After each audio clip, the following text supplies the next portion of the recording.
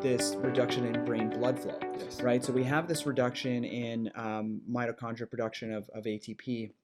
And one of the things we need is we need increased blood flow because we're not getting the same level of production. Mm-hmm. And what happens in concussions, you get this shutdown or this kind of deregulation of brain blood flow. One of the mechanisms is through what's called cerebral autoregulation, and that's in relation to systemic blood pressure, but also in relation to the partial pressures of CO2, Mm-hmm. because people's breathing rates change after concussion.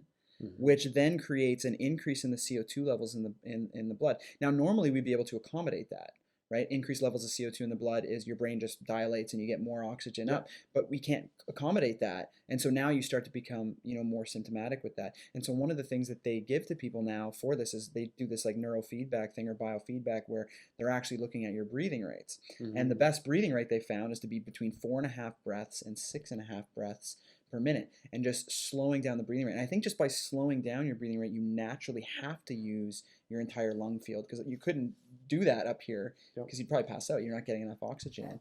But it's interesting how all of this really, really ties in, right? So if you get hit and you have this change in your breathing rate, which is going to impair your oxygen flow, which is then going to create more fight or flight, which is then going to break down vagus nerve function, which is then going to stop your gut, movement and all that stuff. It's like it's all connected. Just boom, boom, boom, cyclical, right? So it's like always you have to look at this from such a global perspective. Yeah. And you can't just go, well, I'm doing this and that's it. My doctor referred me for vestibular PT and that's what I'm going to do. It's like, no. You got to take a full look at this and you got to start really working on everything together, because doing this unified one thing at a time approach, I don't think is going to be effective. It doesn't make sense with physiology.